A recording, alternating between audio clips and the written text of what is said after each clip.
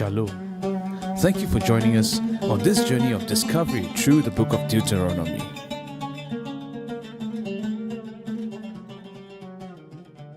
Shalom and welcome back to Deuteronomy. We are going through this exciting commandments of the Lord, and so many questions have come up. I thought before we jump into the rest of the commandments today, let me answer some of the questions that came up before, and really interesting questions, right? One of the questions was this. It says that what does honoring one's parents have to do with the land?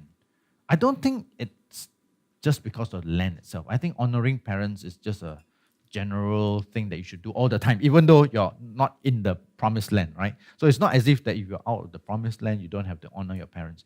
But I think this was also something that was very deeply embedded within the culture of the day, right? And how does the culture of the day become part of this sacred law of God? So, well, God is our Father, right? God is your ultimate parent, if you like. And I think maybe I would see this as a cascading down of, if you don't honor your own parents, now, well, eventually you won't honor God. But then we have this other question which says, what about those parents who abandon their children, right? And they did not fulfill their responsibilities. Are the kids at fault if they do not honor them? Now, I think we can talk about general principles. When it comes to individual cases, I'm sure there's room for qualifying. It's just like, sometimes you just have no choice. I think we do want to honor our parents, but you do not want to honor people who are evil, right? And if it happens that the parents are evil, and honestly, they are, strange as it may be, there are some parents who are evil. I'm sure God himself would understand, the way. But in general, I would say, as a principle, we should honor our parents, okay? Let me see. Okay, we're going to jump right into the rest of commandments. And of course, you can keep your questions coming. Let me see. We were at commandment 4, so we are... Now, the next few commandments, I'm going to go through it a little bit more quickly because they're so straightforward. Not exactly. You shall not murder, tisrach, okay? So this often translated as you shall not kill. And killing is a bit more generic. There are all kinds of... You kill in war, for example, right? But murder, the word used here is not a general kill. It has to do with murder, premeditated murder, right?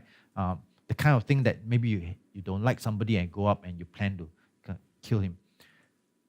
This actually means that the fifth commandment doesn't really apply to situations like war, for example. It does not prohibit war. I know there are some people who, because of this commandment, at least how they read it in English, has taken a position of pacifism, right? They will not take up arms. They will not go to, they will not join the army. Even if they were in the army, they will not shoot. And by the way, there are famous Christians who have actually held this position. But really, the commandment itself doesn't exclude that. And obviously it doesn't, because, guess what? Right after this, they go in the land and they're killing lots of people, right? So this has to do with murder. And neither does it exclude capital punishment, because part of the law actually prescribes capital punishment for certain kinds of sins, right? So it doesn't mean that you cannot kill anything whatsoever. It means you shall not murder, just to be very clear, right? Next, commandment 6, you shall not commit adultery. I don't know what commentary to say on that. It means what it says, and it says what it means, all right? Commandment 7, you shall not steal. Again, I'm not sure if there's any question as to what stealing means, If I borrow something and don't give back, is that stealing? Okay, I'll leave that to you to work out your own salvation in fear and trembling, all right? Commandment 8, now we are at verse 20 now. Okay, you shall not bear false witness against your neighbor. That's verse 20. And that's what it means. You shall not lie, right? So when your neighbor needs your help, you will not lie. You will not, can you lend me some of your salt? Oh, I don't have any salt in the house. I'm so sorry. Actually, you do have it, but that will be lying. Okay, so don't bear. So it's not just, it sounds as if you should not go to court and, take testimony. I don't think so. I think the text itself, if you look at it literally translated, it has a more generic application. It's not just applicable to court cases or anything like that, right? 21, you shall not it's command number 9, right? So that's verse 21. You shall not covet your neighbor's wife, right? So, because God himself is a jealous God. And command number 10, you shall not covet your neighbor's house, his fields, his servants, his female servant, his ox and his donkey, and all which is your neighbor's, right? Exodus chapter 20, not 18. I don't know why I put it wrongly. Okay, you shall not covet your neighbor's house, your neighbor's wife, his male servant. Okay, do you notice anything different? The order is different, right? The order is different. So in Deuteronomy, you have a house, field, servant, female servant, ox, donkey, and all that. And then in Exodus, you have house, wife. So the wife is like lumped in together because you actually have a separate verse in the previous command, right? So some of these things are just interesting, you know. I mean, if you are really into this, you can just do a bit of investigation and maybe think about how these things might have come about. It's verse 22. Literally, it says, these are the words Jehovah spoke over the congregation in the mountain, from the midst of the fire, the cloud, the thick darkness, in a loud voice. And after that, it says, and he did not add anymore, which means to say, that's the end of Moses didn't add any more words after that, right? That's the end of what God basically said to them, the 10 words, the 10 Devarim. Okay, Pastor Dan, there are a few questions about exceptions. So, Yeah. one, about the famous Dietrich Bonhoeffer's alleged assassination attempt. I don't think so. I don't think that is, honestly, I don't think that constitutes, because you see, Bonhoeffer himself didn't want to do it for any personal reasons, right? He did it because he wanted to save other people. And I don't think that would qualify as like murder in this case, right? I would probably put that more in the class of like war. In war, you want to kill your enemy because your enemy is trying to kill you.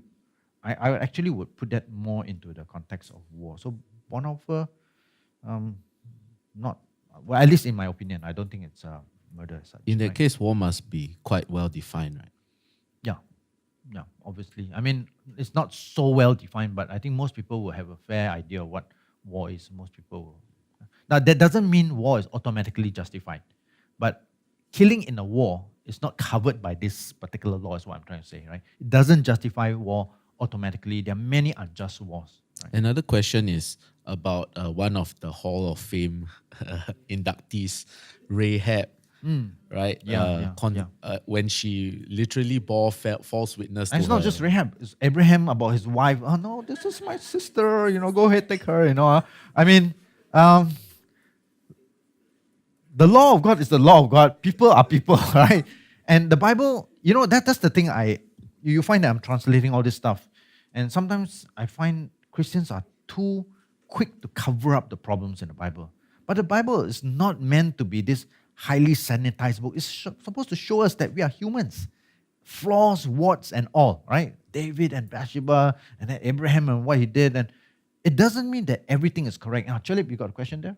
Yeah, but how about the Hebrew midwives who like to... Yeah, exactly, right? So what about, what's that famous lady's name who saved the Jews? Corrie ten Boom. Yeah, Corrie ten Boom, right? What about all these people? So I think it's very simplistic, right? And one of the things that you discover, by the way, we are going through the book of Deuteronomy, right?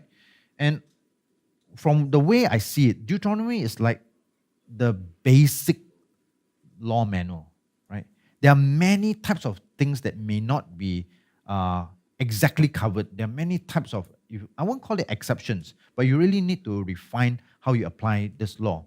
But that is the basic stuff. It's a bit like me telling my daughter and saying, when you see the red man, do not cross the road, right? Red man, do not cross. Whatever it is, if you cross the road, you get run down by a car, right? Now, let's say one day she's standing at the traffic light and the man is red.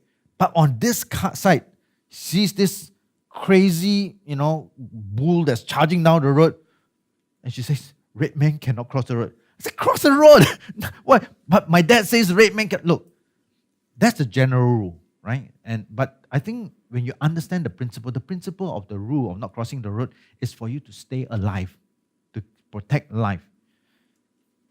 But if standing on the side and keeping the rule ends up losing your life, then you keep the letter of the law, but you violate the spirit of the law. But of course, for people to understand the spirit of the law, you actually need to know God a lot more. In other words, we are at the primary kindergarten level. Now we are just learning the law. Okay? We are trying to take it at face value. And hopefully we are starting to understand a bit about the principle that underlies the law. So that when you are an adult, you would normally keep the law. And that's not to say that, oh, there's no cars and it'll just like cross the road, right? But, I think you have a bit more discernment as to how to actually apply the law, right? So let's say you're now standing in the middle of the desert. You can see for miles around you that there are no cars and it's a red man. You're thinking, well, the law is here to keep me safe, but frankly, I don't think I'm going to die, right? Will you cross the road? I would cross the road.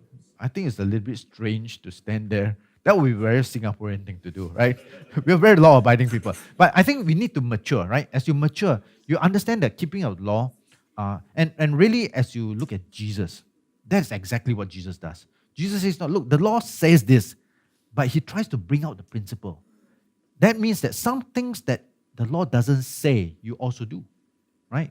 So Jesus says, the law says that, thou shalt not commit adultery, right? That's what the law says. And someone says, I didn't commit adultery. I was just staring at her only, right? I was making sure that she goes to the right place. And Jesus says, look, even if you look at the woman in lust, that's the principle of the law. Okay, we're going to get into that hopefully a bit more later. There's one controversial question. Yeah, sure. Is abortion considered murder? Yes, actually it is. In the Old Testament, it is considered murder. Why?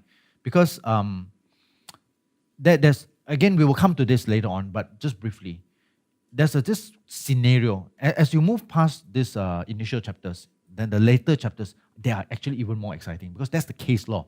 And one of the cases is this. Two men are fighting, right? And in the middle of the fighting, they accidentally hit a pregnant woman and causes her to miscarry. Well, if she miscarries, it's death penalty. Now, why would you have death penalty? Because, see, the law is a life for a life, right? So if the abortion is not killing a life, you will not actually have a death penalty. So the fact that they treat this as a death penalty means that actually in the minds of at least whoever is construing this case law, the judges, this is actually killing a person. It's the same as killing a person. So is it? Actually, it's very obvious, right? But I know some people may not like hearing this. Of course, you can still debate at which point does it become a life, or that's a separate argument altogether. But in the normal sense, as we see it, actually the Bible considers abortion, late term, early term, that's a whole different debate, all right? Verse 29 to 31, okay? Moses gets the job to get the commandments and the statutes. Verse 29, oh, that they had such a heart in them that they would fear me and always keep all commandments, that it might be well with them and with their children forever.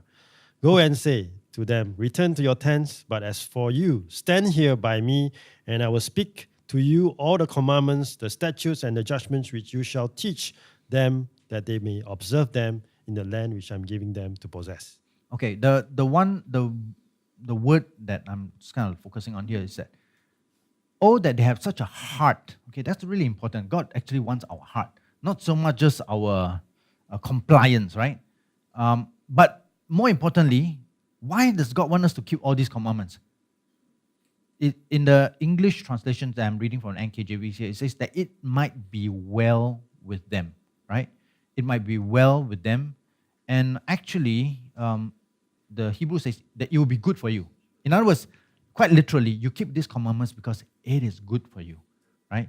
Not because sometimes when you read that it might be well with them, you might get the sense that if they don't keep these commandments, I want to punish them and therefore it's not well for them. But actually, the Hebrew says, no, you keep this commandment because it is good for you.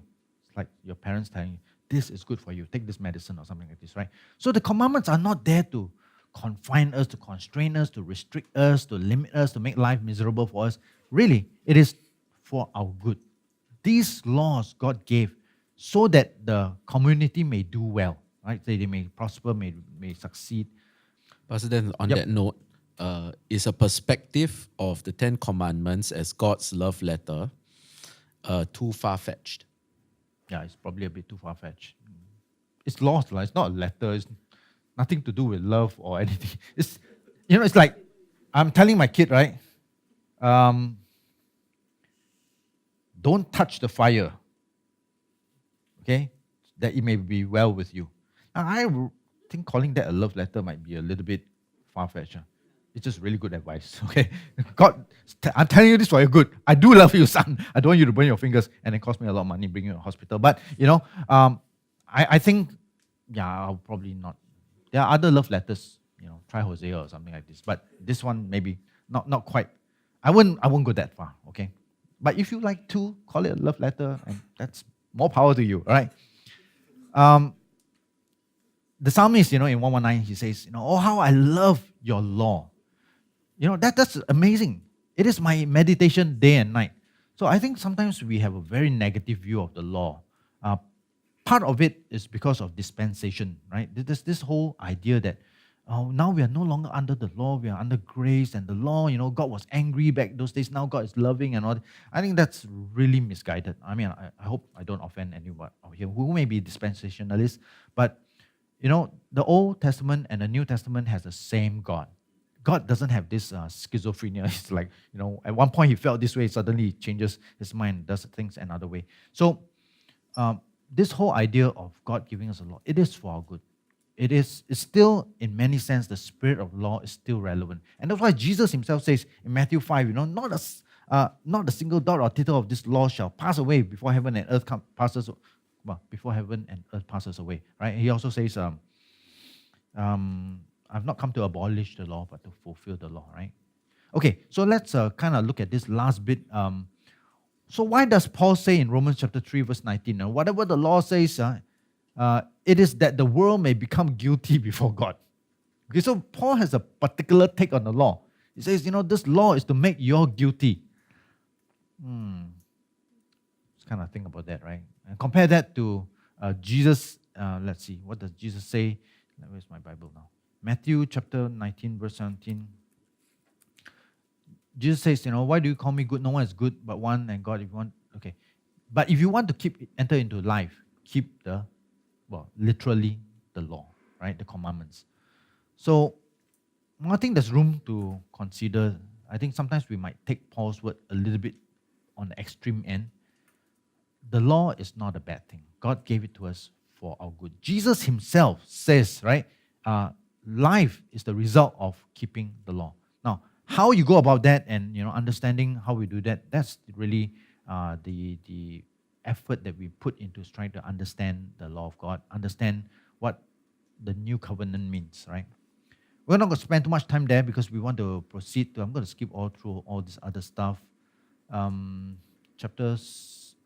in chapter 6. I can't believe it. We made it to chapter 6, right? And it says, now this is the commandment, these are the statutes. So here's an introduction of almost a new section, right? So you had these 10 commandments. This is what came down from the mountain on those 2 tablets. Now these are the statutes and the judgments which the Lord your God, which is Jehovah your God, has commanded to teach you that you may observe them in the land which you are crossing over to possess. By the way, you find this kinds of formula appear quite often. It's a bit repetitive, but very interesting in each of his iterations, right? That you may fear the Lord, so important, to keep all his statutes. And this is where I would say, at the beginning of our journey with God in Deuteronomy, the whole idea is that because you're children, right, the motivation for you keeping this law is actually fearing God. But hopefully, as you mature, you will keep the commandments because you love God, right? For some people, they're hoping that as they mature, they don't have to keep the commandments anymore. I think that's a bit skewed, right? The whole idea is that for these people who are just coming out from Egypt, they hardly know anything. They don't understand a whole lot about God. They don't have a deeper understanding, greater maturity. So, for you, that you may fear the Lord and keep his commandments, all right? So that's kind of where we are. And I already said, obey God out of fear. That's where you start. Now, you can understand this. This is very easy. When you have little children, right? Let's say 4 years old, and you tell them, do not touch the plug or the wire, right? No touching the wire, right? Now, you're not going to sit down the kid. Let me explain to you. electricity, when it comes through this, go through your hand, down the earth, it electrocute you and it's very bad for you. Look, the kid is not going to know what you're talking about. The moment you touch that, you're going to get smacked, right? Now, the kid grows up. Now he's 8 years old. He's touched a wire a few times and he knows it doesn't kill you straight away, right? He's just like, oh, I like playing with this. Every time the mom is not around, he plays with the wire.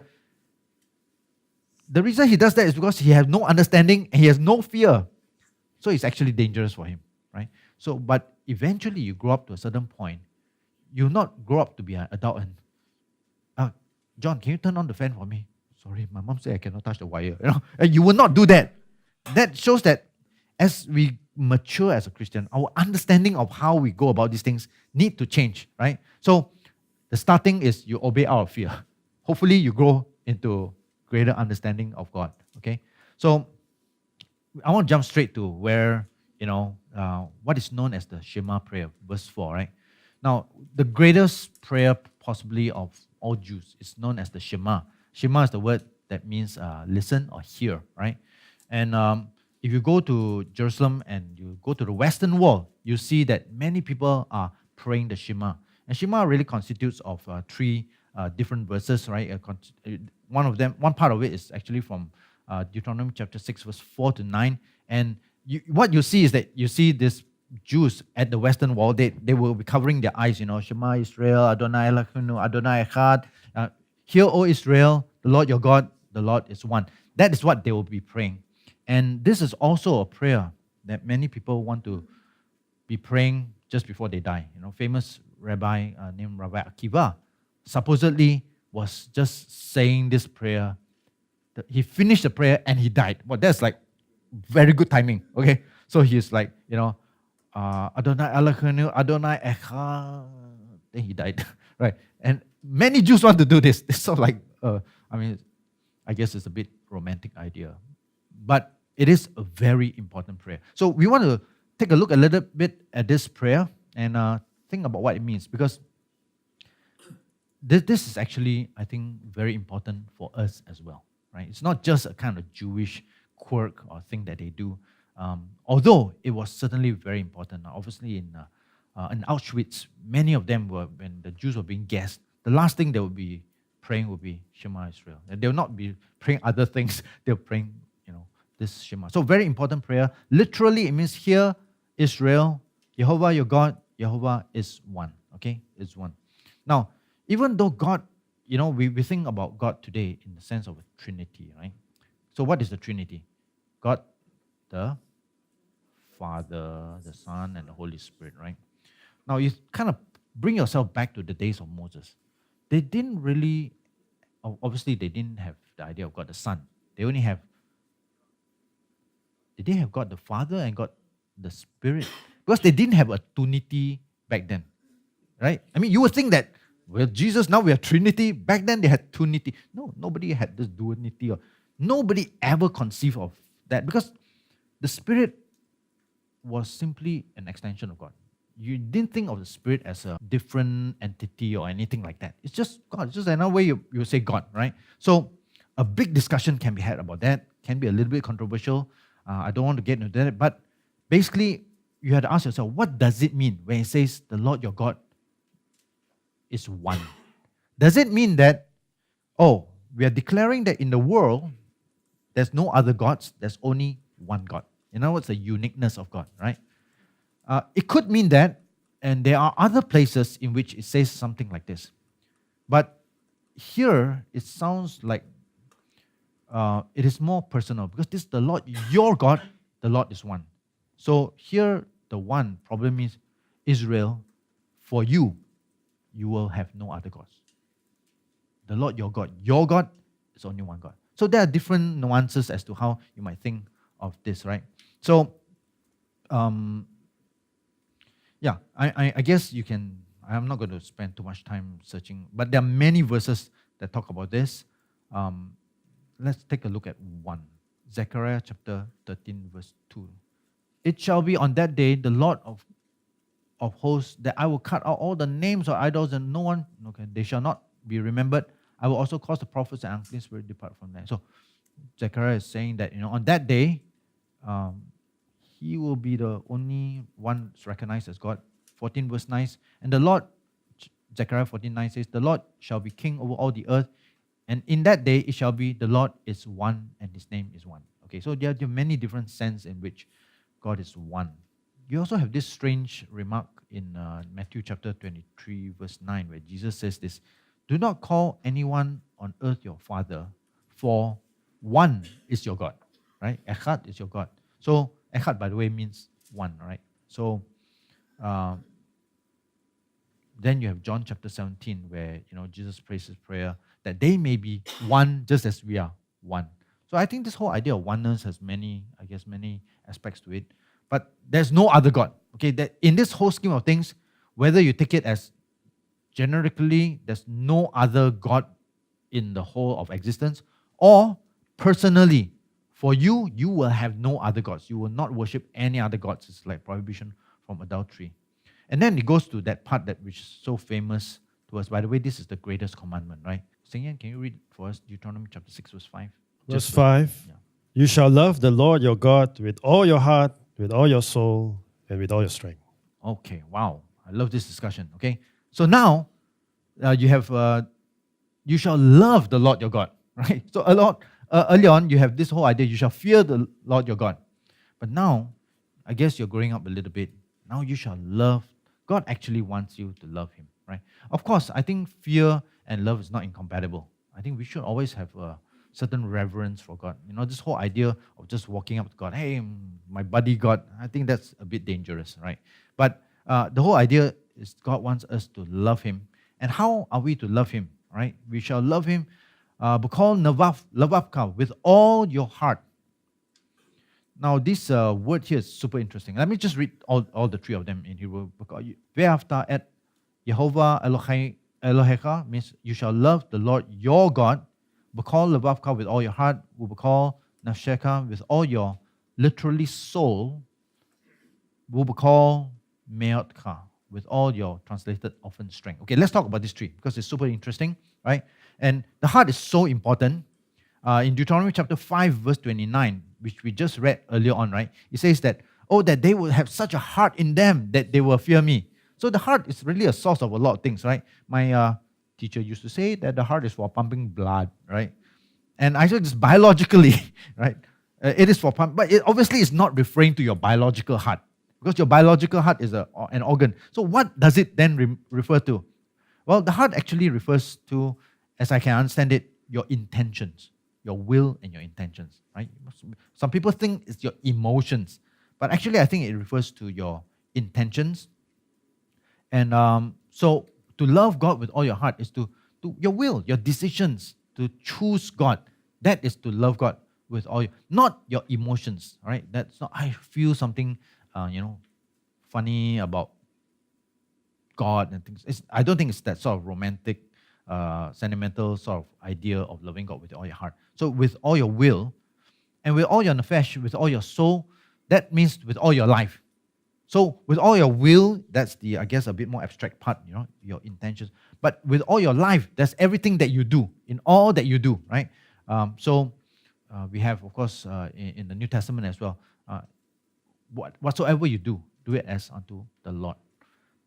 And with all your me'ot means, okay, literally translated is with all your muchness. Okay, it's a very weird word because me'ot means very, very much, right? And if you want to find a good, I think, equivalent in English, it will be with all your abundance. And abundance will be with all your wealth and with all your possession. So actually, you have this whole thing here. Love God with all your will, with everything that you are, including your possessions. So some people say, well, the Old Testament doesn't command us to tithe. That's right. You want all of it, right? With all your possessions. So that's kind of in here, right? And you can actually, by the way, I'm not just making this up. You can find this in the some of the Targums, the Talmud. So you can find this in the Talmud called Barakot 54 verse 1. And basically it says that this is actually a reference to your possessions and your wealth. The Talmuds are, okay, I'll explain what this Talmud and all these other Mishnahs are later on, right? The Peshitta, which is the Syriac or the Aramaic translation of this, also actually translates it as wealth. I think the Christians like to use strength because strengths allow you to assign it to anything, right? But when you put it down as wealth, man, your choices are a lot narrower. So we are supposed to love God with our wealth. I don't know if you ever thought about it like that, because I think that's helpful. When you think about just tithing, it becomes a legalistic thing. How much do I give to God? But actually, how do you love God with your wealth? Oh, that's a much more powerful concept you have there, right? So we are to love God with all our heart, with all our, well, with all. Now, it might seem you wish that life was so simple, but it's not so simple, because in the LXX, which I mentioned before, the LXX stands for the Roman numeral 70. And these are the 70 scholars who translated the Old Testament into Greek, sometimes known as the Septuagint. So you might hear me say Septuagint or the LXX. And early in those days, when people went to exile, you have Jews who actually were Hellenized, Hellenized because they become like Greek, right? And their Hebrew was not so good. So they used Greek as their main language. So somebody early on, and we're talking about probably 250 BC, so very, very early on, they had to translate the Bible into Greek. That Greek version is very common and much used in the New Testament. As a matter of fact, I think Paul primarily uses the Greek translation of the Old Testament, right? This is called the LXX. So the LXX translates this verse interestingly. It says, the heart, the soul, and the strength. Okay, sorry. So, yeah, the heart is the cardia, you're like when you have a cardiogram or something like this, right? Your soul, psyche, that's like a much more different, yeah. So, once you translate into Greek words, it has a slightly different meaning, right? Literal translation, slightly different. So, for the Greek, the psyche has more to do with your mind, your psyche, something to do with your mind. Okay. What gets really interesting is when you get to Matthew. In Matthew chapter 22, verse 37 to 40, it actually says your heart, your soul, and your mind. Okay, what happened to your wealth? Okay, and the word mind there is dianoias. Noia is like paranoia. So that's a word, mind there. When you get to Mark, you have your heart, your soul, your mind, and your strength. So obviously, they're kind of struggling to how do I translate this, And then you get to Luke. Luke says your heart, your soul, your strength, and your mind. Okay, so they are all trying to find different ways of capturing this. So I think mind really was inserted as a clarification of what heart means. So sometimes, you put heart there, they're worried that people might not understand it. I suspect that maybe the translators decide to add on a particular word to clarify, and it becomes like a fourth word. So which is why when you read some of this, like Luke, for example, you find that you're supposed to love God with four things, your heart, your soul, your mind, and your strength. But when you look in the original Deuteronomy 6, you only find three things there, which is your heart, your soul, and your strength, right? Or if I like, your heart, your mind, your life, your will, your life, and your wealth, right? I really like this a lot more. I think this is so much easier to apply than some vague concept. I love God with all my heart. Yeah, what about your money? No, sorry, not that, right? So, okay, for you guys who are listening to this rather protracted discussion, I think this will help some of us maybe apply this to our own lives, right? Okay, there are no Hebrew manuscripts that actually replaces mind for strength, just for clarity. It's always this, is very consistently what we read in Hebrew, and I always go back to Hebrew, right? Now, in verse 8, it says now, you shall bind them as a sign on your hand, and they shall be as frontlets between your eyes. Okay, can anyone tell me what a frontlet is? What is a frontlet? Anyone has any idea? This is New King James English, right? And some translations, let me just look at what the different translations have, because I got all the translations here. Deuteronomy chapter 6, verse 8. Okay, you shall bind them as a sign in your hand, they shall be as frontals. Okay, so now the NASB calls it frontals. Obviously, it's something in front of you, right? The ESV calls it frontlets. The NET calls it symbols on your forehead. Okay, that's interesting. The NIV, the nearly incorrect version, says, well, it doesn't say anything. It just says bind them on your foreheads. Okay, so NRSV says as an emblem. Now, clearly these translators are having some difficulty here, right? So what exactly is going on? This is super interesting for me because, anyway, I like this sort of thing. So let's just take a look at the Hebrew for a second here. You shall bind them as a sign. A sign is an odd, right? Let's see, where am I? Verse 8. Okay, here we go. So as a sign on your hand, al yadika means on your hand, vehua and it la totafot. Okay, that's the word they're having trouble with. So what exactly is a totafot, right? A totafot.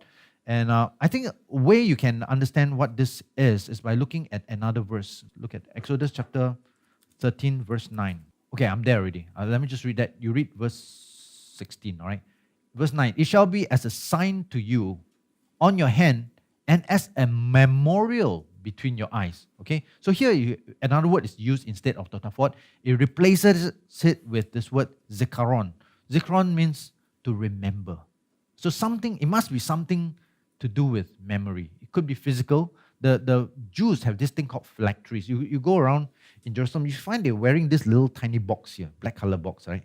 They're actually literally trying to bind the word of God here, right? Now, I don't know about you, but I guess you could see it all the time, or you just roll your eyes up a bit and, yep, the word of God is right here, right? I guess that's a very physical thing. It will probably look a little bit strange. Maybe I should do that on Sunday one day. But, the whole idea, the idea is not the box. The whole idea that it should be a memorial. So you can read for us verse 16. 16. It shall be as a sign on your hand and as frontlets between your eyes, for by strength of your hand the Lord brought us out of Egypt. Okay, so basically you see verse 9 and verse 16. They are using the same thing. The two verses are basically saying the same thing. But you see, they use this word totafot and memorial interchangeably. Okay, so I think even though we may, or you can argue about whether you should, be a symbol or put some Bible verse here. I think the intention is that this should be something that reminds you. In other words, you shall, this is what you call a figure of speech, right? A figure of speech. It does not necessarily mean that you are to do this literally. And although there's nothing wrong with you doing this literally, but it is a figure of speech, right? So for example, when the Bible says, you shall circumcise your hearts. Look, that's a figure of speech. It doesn't mean that you should go and find a doctor, cut out your heart, and I don't know if your heart actually has a foreskin or not, but maybe you should remove some bit. So this is a figure of speech, right? The figure of speech means that you shall always remember this. Put God in a place that you cannot ignore Him, right? And I think that's good for all of us to do. And that does not mean that you put a bumper sticker on your car says, honk if you love Jesus or something like that. That's not what it means. It means that you must always think. So maybe this program this morning, as you're going to work this morning, this is a way in which you're remembering God. As you are going through your day, you're thinking, what does it mean to remember God? Or what does it mean to honor God with all my wealth, right? To worship God, to love God with all my wealth. So this would be what totafot is. So don't go around starting wearing a box on your head. Although if you want to do that, by all means, just don't make me do it, all right? Okay, so we are at verse, let's see, where are we now? Okay, it continues on verse 9. It says, and you shall write them on the doorpost of your house. Okay, again, this is a figure of speech.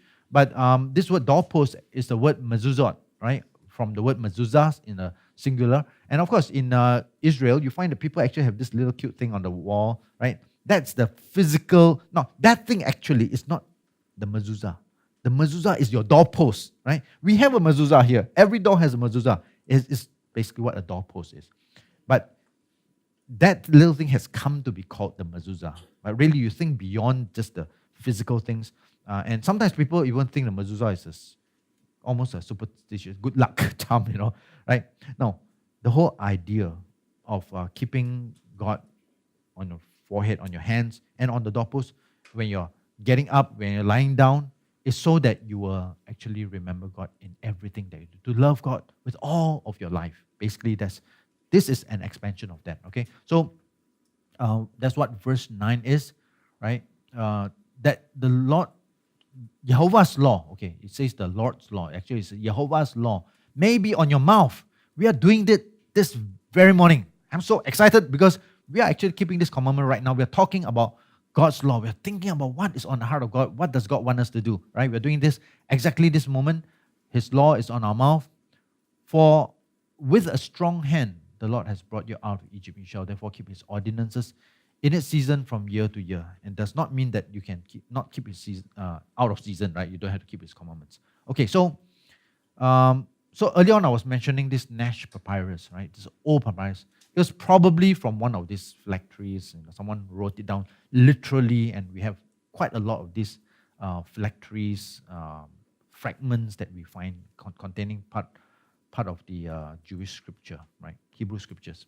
Let me just back up a little bit. Verse 12, it says, "Then beware lest you forget the Lord who brought you out." So you have this whole section that talks about the totafot and memorial and frontlets or frontals and all this. You will remember God, everything. And then it tells you what happens if you forget God, right? So lest you forget, then beware the God who brought you out of the land of Egypt, or out of a house of bondage, right? What will happen? Verse 11.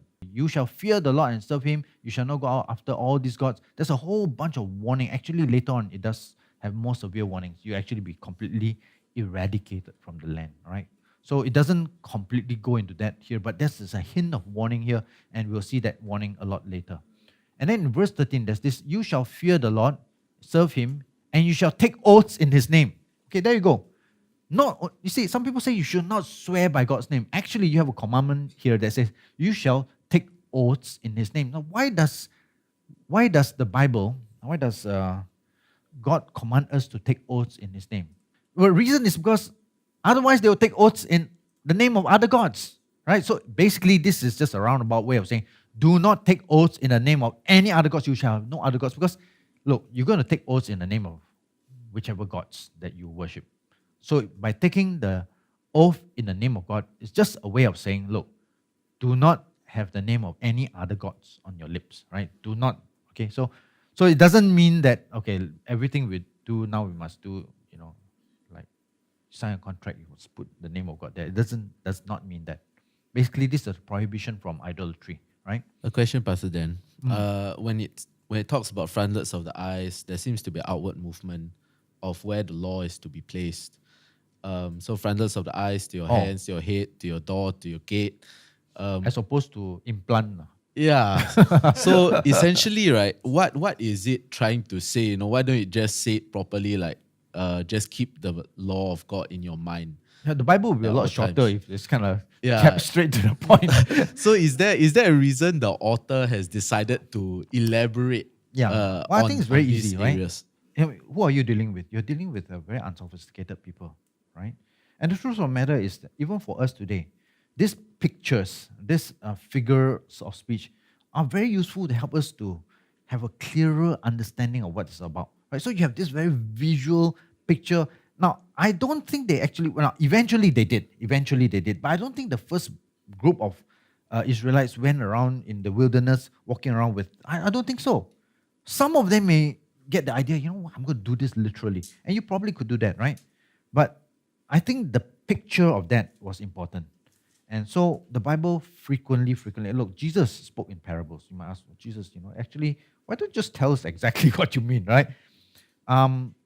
I think the parables and the pictures and the visual language convey something more than just the hard words itself. I think it does serve to, talk to artists, why artists do like this? Just take a photograph, why bother to paint and do all these things? And I think it does convey something a little bit more. Does it confuse? Yes, it can be a little bit confusing, particularly because, the culture. Look, all of this stuff you're reading, this is a cultural text. And it's very difficult for us to understand. Imagine if someone came and translated into Chinese. He blew his top. That's everybody knows exactly what this means, right? It's a very picture. This man is so angry, you can almost imagine the steam coming out from his ears. But imagine you translate this to Chinese. 他的头爆炸. Something is lost there, okay? Okay, something is gone there. Or you say, he was very angry. Oh, something is also gone there, right? So, yeah. Why exactly do they do this?